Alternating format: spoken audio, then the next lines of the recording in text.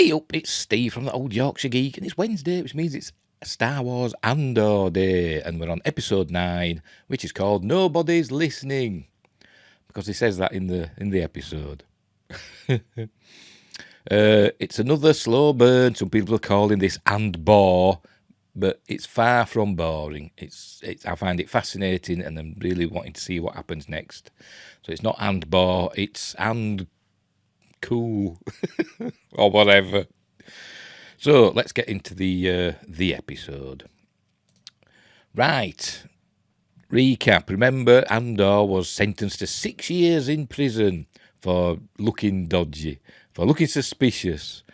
So he got sent to Narkina 5. There we go. Which is an imperial labour camp, sort of. I suppose that's what you call it. But it's in the middle of the ocean. It's a facility, and they're building parts for the Imperial war machine. Some have suggested they're building parts for the Death Star. Probably. They're probably building parts for everything. Death Star, Star Destroyers, TIE Fighters, all that stuff. That's why the Empire was able to, police the galaxy to such an extent with its war machine. Anyway, we also were reminded about Bix contacting or trying to contact Luthen Rail, and they cut off the transmission, and then she was arrested. She was caught by the Empire, and this is where we're reminded of. This is, I forgot his name, but it's Andy Serkis. I can't remember the character's name. I'm sorry. I should have the list up, shouldn't I? Let's do it now. I can edit this out. I'm editing anyway. What the heck? And here we go. We'll use the Wikipedia, because IMDb's not been very good lately, has it, for cast and stuff? Right. Where is he? Right. So this is Andy Serkis as Kino Loy, who's like the supervisor of this particular part of the facility. He's like the overseer, but he's a prisoner himself. You know, what would they call it in real life? What would they call them now? I can't remember what they call them now. But they get like preferred status, don't they, among the prisoners? Is one of them. I don't know what he gets out of it. He doesn't seem to get anything. He seems to get treated just like the others, except he's in charge. But he seems just as much at risk as anybody, to get zapped by the floor. The floor zaps them if they do wrong, because they walk about in bare feet. But anyway, so he's Cassian's supervisor, and we also found that Melshi was in this group as well, who we see later on in Rogue One as part of the rebellion. Anyway, so the show begins in a minute. We're just reminded of the go walking to work along these long tubes. And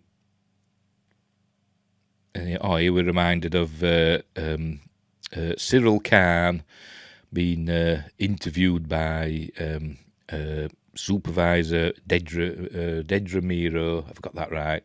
Probably not. And we're learning this episode, spoilers for later on, that he's kind of obsessed with her. I don't know if he fancies her or if he just wants power or something. It's a power trip thing. He's attracted to powerful women. Or as Iron Maiden would say, women in uniform. Anyway. And then we learn that this chap here, this prisoner here, committed suicide. He jumped onto the floor when the red lights were on, which means it's electrified, and he killed himself. And I thought it was this old fella that we saw. But it turns out it's not. It's a totally different person. But I thought it was him. Olaf. I thought it was Olaf, but it's not. It's somebody else. Right. So anyway, we're 2 minutes in, and it's just starting. There's the logos. Here's the Andor logo that, as I say every week, takes forever to come on. But, it's all content, innit? Oh, I'm clicking and clicking. It still hasn't done. There we go. Still emerging. Right. Let's go back a bit. There we go. There's the logo. And it had some... I don't know if it does it every time. I don't really pay much attention. But the music were very... I said this last week. Blade Runner-esque. Very... what's the word? Cyberpunky. Very... not orchestral. It felt synthesized. Boop-a-doop-a-doop, that sort of... thing. Anyway, so here we are. Here's Lieutenant Dedra Miro. I hope I'm getting that right. Yes, Dedra Miro. Of the Imperial Security Bureau, and she's interviewing Bix Colleen, the gorgeous Bix Colleen. I've got to say that every week. But she's asking her about Cassian and contact with Luthien Rail. Obviously, she doesn't know he's called Luthien Rail. It's just contact. But Bix doesn't even know his name. So basically, the torturer in a bit. There's quite a long scene here, actually, where she's talking to Bix. She looks like... Don't she look like Halle Berry? Do you think she looks like Halle Berry? I think she looks a lot like Halle Berry. But, which isn't a bad thing. Anyway, there's a long scene here. Look, spitting image. Anyway, there's a long scene here where she's trying to get information out of her. She said, she doesn't want to have to put her through what this doctor here is going to put her through. He turns around and smiles. He's obviously a man who's content with his work and what his work entails. He seems a bit mental when we hear him talk. But anyway, she's snarling. Earlier on in the season, when the series started, I said, I bet she turns out to be a goodie. I'm not quite sure about that anymore.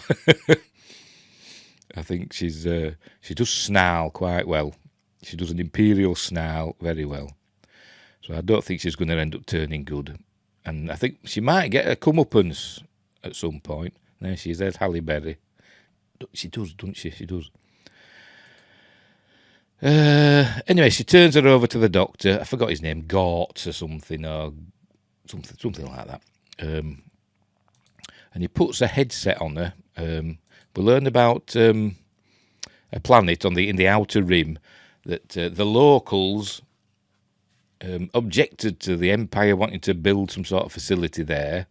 So the commanders, the Imperial commanders, were given orders to, get this thing built by any means necessary. So they slaughtered the entire population, and they recorded them doing it, and they recorded, the death wails of these aliens. They weren't humans. They were obviously some alien species, non-human species, and they recorded them, and they found that these wails.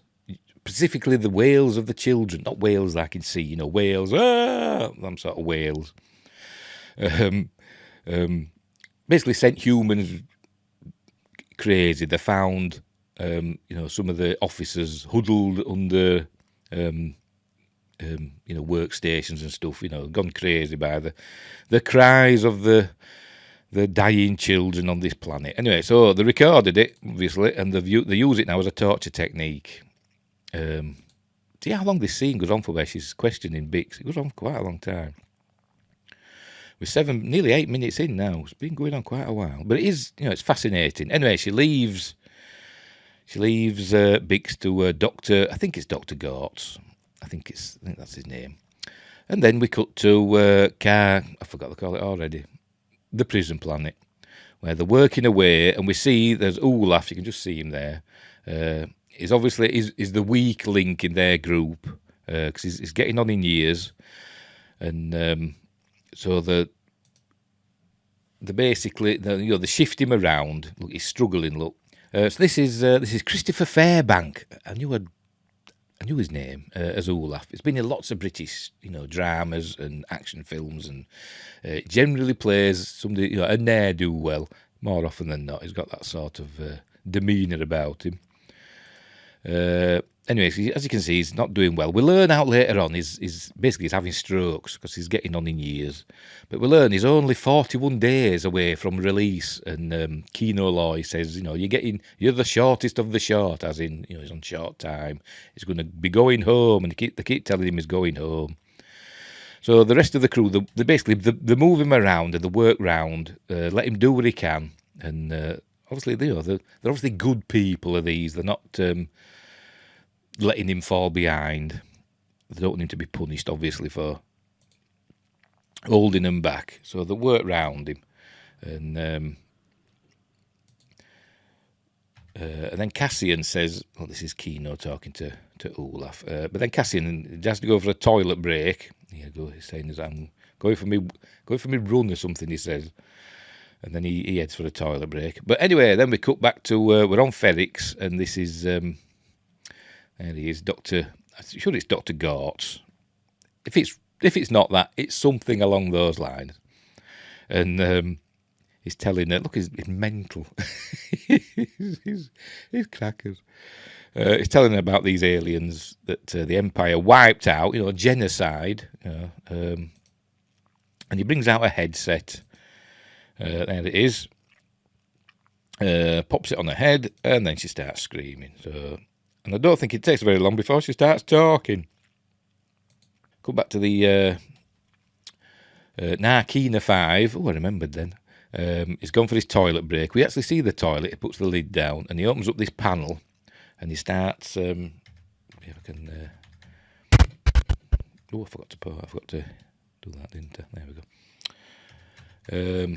go. He opens up the wiring, the internal components, and we find he's got a little tool in there, and he starts sawing away at this pipe here. I don't know what it is. I'm sure it's going to come into play at a later date. We don't find out this episode. But he's planning some sort of jailbreak. We knew this were coming. So he starts doing that. There he is, filing it down. But then, not the alarms, but the tannoy thing, that goes off. There's a new prisoner being brought down. So he has to head back to his... into the room. But he goes to a different table. I don't know who this chap is. He's on a different table. Well, I think he is. He seemed to be. But Cassian obviously knows him, so they must have spoken. And another chap's coming down. You notice, is it Diego Luna who can't put his hands behind his head like that? Or everybody else seems to do it okay, but he just does it like that. Just his fingers don't interlock. Can he not do it? Has he had an injury that he can't do it, but he never does it? Anyway, another prisoner has been brought down, and we notice that the guards haven't got these big boots on so they can walk on the electrified floor. These guards don't have those boots on, so obviously the floor's not electrified. And they notice that the railing is not electrified. So obviously they're taking all this information in for when the prison break comes. But he doesn't know how many guards there are. And I think he does ask Kino Loy, but he doesn't tell him. Right, we're back on Ferrix. The broken Bix. She spills her guts to him. There we are, look. And we find out that they're going to hang the person she worked with, who was also arrested at the junkyard. They're going to hang him. I forgot his name. But he's going to get hanged. Just as an example to the other citizens. Meanwhile, back at the prisons, a lot of going backwards and forwards. Back on at the prison, they're still working away. Olaf's still struggling. There we go. Look, he's saying, "No, I can do it" and all that, but obviously he's struggling. Then we go back to Ferrix. Dedra's heading back to Coruscant now. She does a lot of going backwards and forwards. It mustn't take long to get from one place to another. That's the trouble with Disney Star Wars. There's no passage of time. But we are told that a month has passed. About a month has passed since she interviewed Cyril Khan. So Cassian's probably been in that prison for about a month now. So that's the only indication we get of a passage of time. Right. So she's heading back to Coruscant. Oh, this where this officer here is saying he wants to hang Bix's workmate. I thought he was the owner of the junkyard, but actually she says that Bix is the owner of the junkyard. So she says she's a business owner, unless the partners, maybe the partners, I don't know. But we also find that it was her partner, this other fella that they're going to hang, that set up the radio tower thing that she used to climb up and call Luthen with. So, but anyway, right, we go back to the Senate, the Imperial Senate on Coruscant, and there's Mon Mothma basically wasting her time trying to appeal to the other senators about the public order, something. A new act, it's like the Patriot Act, where they can just arrest people, for any reason. And this is how they're building the Imperial war machine. They're just scooping people up on duff charges, like they did with Cassian, sentencing him to 6 years. But it's not really a 6-year sentence, it's a life sentence. You're never going to get out. And they send him off to these labour camps to build the Imperial war machine. But as she's talking here and saying, somebody's got to do something about it, because she obviously still thinks the Senate has some power, which they don't. We see all these lights on these other, senatorial, whatever they are, flying saucers. The lights are going out, so obviously the senators in those little things, hover cars, obviously just going away. They're not interested. The Senate is, it's had its day, and it's not what it was. And of course, by the time New Hope comes around, it gets dissolved, doesn't it? So there we go. She gets in a car, and she's not happy. But then a driver tells her that her cousin has arrived from Chandrilla. And so she seems surprised at that. And we find out when she gets there. I don't know if we're going to get there now, or if we're going to cut back to... Yes, we're going to cut back to Narkina 5, right? They're heading back to their bunks. And I think there's a hold-up. Yes, there's a hold-up. They're kept in this connecting tunnel, and they talk to the other tunnels with sign languages, giving it all that is the fella waving his arms about. And we find out that something's happened on level 2. I think they're on level 5. And something's happened on level 2, but he can't understand what's happened. But something has happened on level 2, and then all the power goes out for a few seconds. And so they don't know what's happening. Obviously, Olaf's struggling. We'll learn later he's having strokes. There's the power going out, and it comes back on.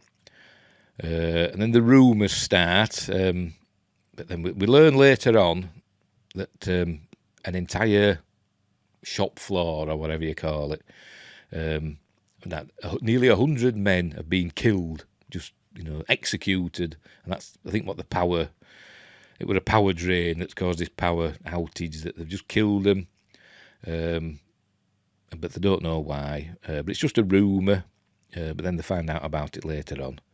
There's Kino telling them, just do as you're told and you'll get out of here. Because he's getting a bit short himself. He's only 200 and something shifts to go, 217 shifts. And he thinks he's going to be going home. But I think he's starting to suspect that it's not going to happen. None of them's going home. It's a life sentence. Right, so Mon Mothma goes back to her palatial residence at the embassy. We find out it's at the embassy.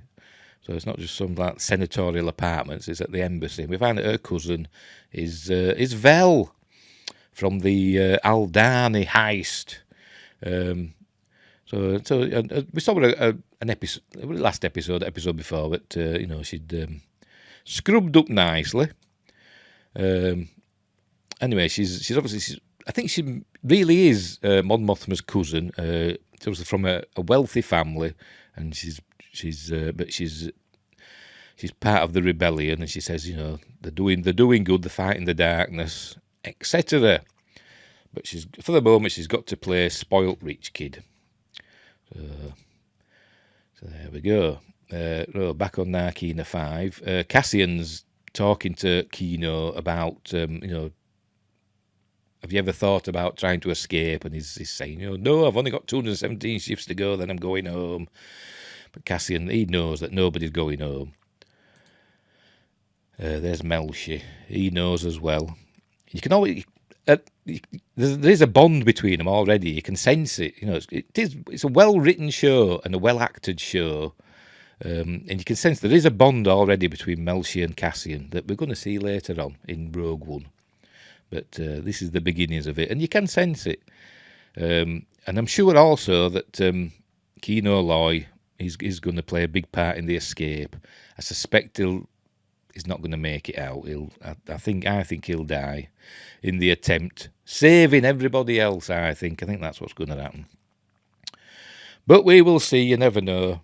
Maybe he becomes I forgot his name now. Snoke, because he was the voice of Snoke, wasn't he? Maybe he does become Snoke.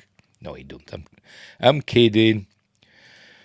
Right. So Kino turns his back on Cassian and goes to sleep. I won't be able to sleep without a blanket, but if I've been put to work and I were tired out, you'd sleep anywhere, can't you? But you'd think they'd give them at least a sheet to cover themselves with, wouldn't you? Which just shows how evil the Empire is. Right, what's happening here? We're back on Coruscant. This is the ISB, but we're in the this is the ISB main, I suppose, conference room. I suppose they're all around there. Look, or most of them. And Dedra's giving a report about what she's been up to, and that Bix has told them all about her contact. Obviously, she doesn't know his name, but she calls him. He comes. She sells. He buys things and then he goes again, and that's all she knows. But that information's been able to find out where the stolen stuff's come from, and can use that information to try and get closer to Cassian Andor. And the major Partagaz asks about Cassian's mother. Can they interrogate her? And she says no, she's too old and frail to be of any use. But they could use her as bait, leave her where she is, and hopefully Cassian will go there. So they're going to keep an eye on Marva. Obviously, she's not really Cassian's mother; she's his adopted mother, isn't she? But going to keep an eye on Marva. So it says, "Good work, carry on." We also find out that they've captured a rebel pilot, and he's one of, I forgot his name. The episode where we saw Saw Gerrera, when Luth and Rhea were trying to get him to offer to give air support for an attack on an Imperial power plant, and Saw Gerrera refused.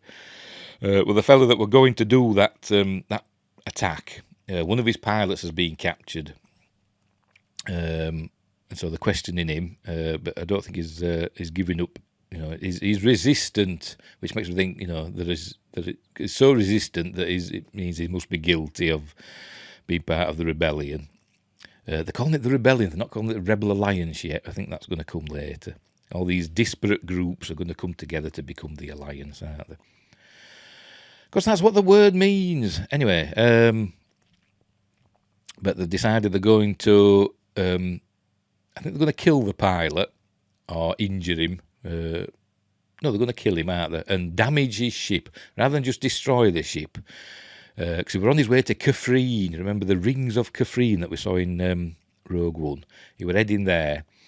So they're going to damage his ship, kill the pilot, damage his ship, make it look as though it were an accident and something's gone wrong with his ship, and then leave his ship to drift into the shipping lanes near Kafrene, and then obviously keep an eye on it from a distance, and the ship will get picked up by the Kafrene, authorities or whatever they've got there, and then we might, hopefully they'll find out where he were going. So that's what they're going to do there. That's their plan. Right. So, back on Narkina 5. I think this is where they're starting to hear rumours about what happened on level 2. People are getting scared. But because they don't know what's going on, they think people are being killed, and people are being killed. So it's close to breaking point with all the prisoners. I think there's going to be a massive riot at some point, a big prison riot. But I think that's what happened on level 2. We find out that what happened was somebody from, I think, level 4 was released, and obviously his time were up. He thought he were going home, and instead of them taking him home, they just moved him to level 2. And obviously word got out that somebody must have known, with them being closed, maybe level 2 and 4. Maybe somebody knew him. That maybe they passed in the in the corridors like these are the pass. They're going to their bunks, and they're passing the work crews going into work. So they know them, and some of them they know by name, so they do talk to him. So maybe that's what happened in this case, that he were recognised, and they said, "Why haven't you gone home?" I don't know. And then a big riot, probably a prison riot's happened on level 2, and they've just killed everybody. That's what I think's happened. This is Kino Loy suspecting they're never going to get out of there. So anyway, so this is Cyril Khan and his mother. I can't remember her name. Edie. Is it Edie? I think it's Edie, isn't it? Let's have a look. Edie. Is it going to say? There's too many people to look in this list. You go onto IMDb and the cast list is absolutely humongous. Never mind. I think it's Edie. He tells her he's being promoted. I don't know if he has really or not, if he's just telling her. But he says it means he'll be working late more often than not. And so she's happy about that, because she started off, berating him as she usually does. But then she's happy he's being promoted, and she gives him some more cereals as a reward. Bonkers. But I don't know if he really has been promoted. Not sure about these Star Wars ties that they wear. I think that's supposed to be like a tie, futuristic, quasi-futuristic tie. It looks a bit weird, doesn't it? But anyway, so that's what happens there. Look, there she was berating him, and then she's happy with him.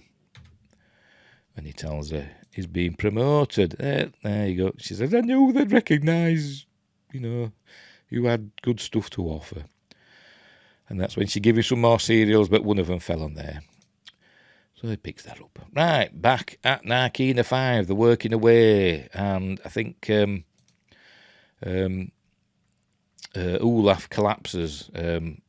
They get told to stop work, they put their hands on their head, assume the position. They don't say that, I forgot what they say. But Olaf tries to do that, and then he collapses in a minute.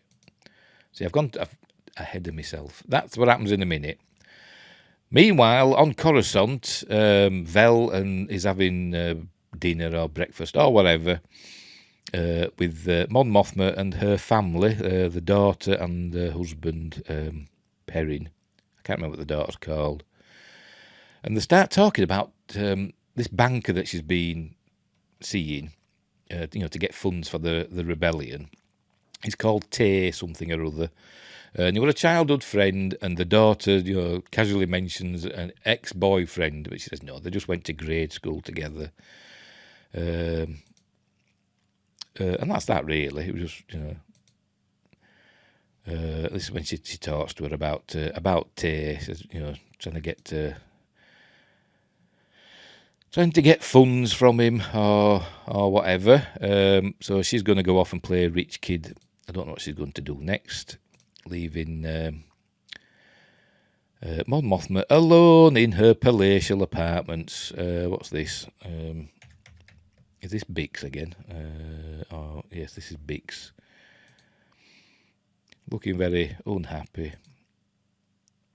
Right. We're back on Coruscant. This is the ISB. And we see... there he is. Can you see it? Oh, no, yeah, he is. Yeah. There's Cyril. He's been waiting here for Dedra to head into work. Here he goes. And he stops her. And this is a bit of a creepy conversation. He's obviously... I don't know if he's obsessed with her or if he's fallen in love with her or what. I don't know. But it's this weird conversation where he says to her he didn't know there was so much like power and beauty in the galaxy, and so he's got something for her, but she's having none of it. She tells him to leave her alone, basically, or she'll send him to the outer rim or whatever. But I think he's angling, really. He wants a job. I think he wants a job. He wants to be in on the ISB, but I don't know if that's going to happen or not. But we will see. I think she's going to break his heart, and he's going to turn on her by the end, and he's going to bring them both down in a blaze of not glory, but a blaze of something. Not because he turns good, but just because he's spurned by her. I think that's what's going to happen. Anyway, so that was when just then there when she told him to get away. So she goes in. She's obviously it's bothered her because she likes sighs and stuff like that. Because it says on the subtitles when you watch it, sighs. So she goes into work, and her assistant tells her that they've got some information. Blah blah blah. She says, "Good, get on it." They found something on a destroyer somewhere, and she's gonna somebody that they want to interview, and he says, "Are you going to go there?" She says, "No, I'll do it remotely." So that's what they're going to do there. But there's also this. You can tell she's bothered by Cyril as well. There's that. You can see it behind her eyes. That's something else that she's got to worry about. This is the Tay chap. I can't remember his full name, but he's a Chandrilan banker, childhood friend of Mon Mothma, and he's talking to her about the way she's been spending her money, basically, and she's not been overcautious, and if the Empire, got a sniff of what she was up to, she'd be done for. And he says, in one particular transaction, she just withdrew 400,000 credits. And he says, it'd be noticed if they had a look. So she says, well, what can I do about it? And he says, well, you put it back in your account, can't you? He says, well, if I had that much money to put in, I would, but she hasn't. So she's going to have a loan, and he suggests somebody who I think she says he's a thug. I can't remember his name, but it must be some sort of gangster or something. I don't know, but it sounds like a not a very nice person, but he's got the money to loan her. So they're going to do that, but he wants to see her, in person. So that'll probably happen next episode, right? So she's getting in. I think she did say to Vel as well, we're getting in over our heads, and she suspects that even more. And I think she'll be leaving Coruscant soon. I think she'll be heading over to Yavin 4. I think she'll be heading there before very long. She'll be getting out of Dodge, as they say. That's what I think will be happening. This is when they're talking about this fella that's not very nice. I think he's a banker. This fellow that she called a thug, but he works with unscrupulous characters. Right, we're back on Narkina 5. Cassian's just pushing some more, equipment, whatever these are. It's obviously some sort of, I don't know what they are, to be honest. Pushing them into this cubicle, ready to go. Brings the empty cart back out. Says Olaf, I think he's going to have his little episode here. He's struggling, and they're working round him, basically. That what Kino Loy were telling him, which table. I think table 3 had done the best that shift or whatever, But then the alarm goes off. Not alarm, the tannoy. So they all assume the position, but Olaf collapses, so they get hold of him. And they basically prop him up between their bodies. obviously they need a medic. He's had some sort of episode. They're taking him down the connecting corridor, but he can't walk.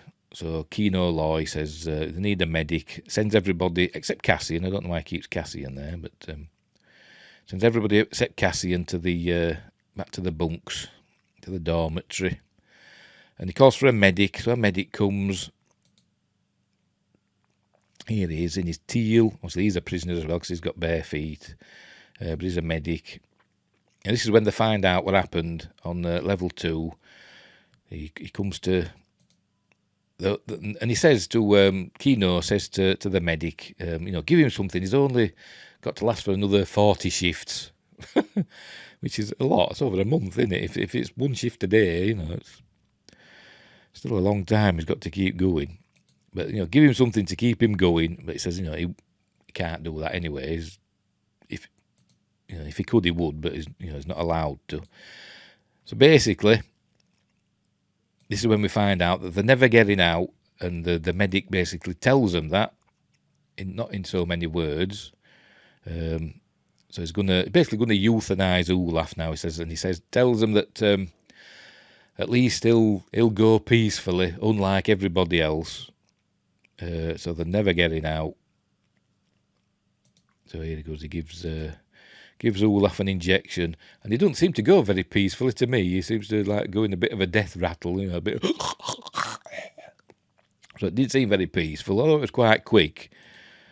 But anyway, so that's the end of Olaf. And this is when Kino Loy finally realises he's never getting out, even though he's short. There's Olaf. Passed away. It's very sad.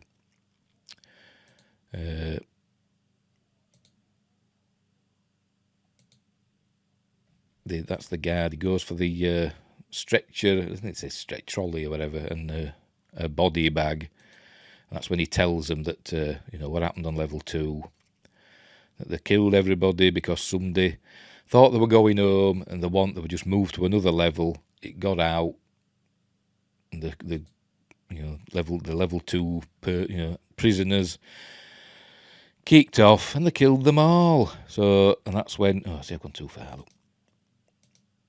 There we go. And then Cassian asks Kino, says how many guards are on duty at any time. And before, Kino wasn't having anything of it. He wouldn't tell him. And this time he tells him, says there's never more than 12. And that's how the episode ends. There you go. So another interesting episode. Now, some people say it's boring, but I'm not one of those people. I think it's fascinating. But it is a slow burn. There's no denying that. It is a slow burn. But it's an interesting one, and we're learning more about how the Empire is, so amazingly bad. It just shows how quickly you can go from, a benevolent republic to a totalitarian empire in just a few years. Because it's only, 15 years or whatever after the Empire were formed by Palpatine. So it's, shows how quickly freedom can fade. But anyway, so hopefully in episode 10, I don't know what it's going to be called. Does it say on Wikipedia? Does it heck? But we'll see in episode 10 if we're going to get the prison break. I won't be surprised if we don't, to be honest. They do tend to drag things out, That's why some people call it Andor. But with 3 episodes left, 10, 11 and 12, will it be the prison break next week, or will they save it for the final episode? I don't know. Hopefully they'll get it over with and we can, get them escaping to the rebellion. Cassian and Melshi. Hopefully Melshi's going to go with Cassian and we're going to see him, foster a relationship that'll continue on into Rogue One. I hope they just don't go the separate ways and then just coincidentally end up being friends again in Rogue One. I hope they do something good about it. But anyway, that's the end of episode 9. Nobody's listening. By the way, that phrase, nobody's listening, was what Cassian told to Kino Loy when they were in the bunks. Kino Loy were telling him, stop talking like that, when they were asking him about the guards and stuff. And he says, they don't care. The Empire doesn't care about them. They're cheaper than droids. That's why they're using slave labour, basically, because people are cheaper than droids and, automated equipment. They are the cheaper, and they're more plentiful. So, and he says they don't care about them. We're lower than nothing, so nobody's listening to what they're saying. And, it's probably true. It's probably right. Right, so anyway, so we'll leave it there. So hopefully next week we'll get the big prison break and all that stuff. I hope a bit of action, but we'll see. But this week's were very good. I'll give it an 8 out of 10. It was interesting. Sad to see Olaf pass on, but we didn't really know him, did we? And I thought he'd died last week anyway. I thought it was him that had killed himself. But never mind. So we'll leave it there. So, wherever you are in the galaxy, look after each other. And until next time, I'll say thee.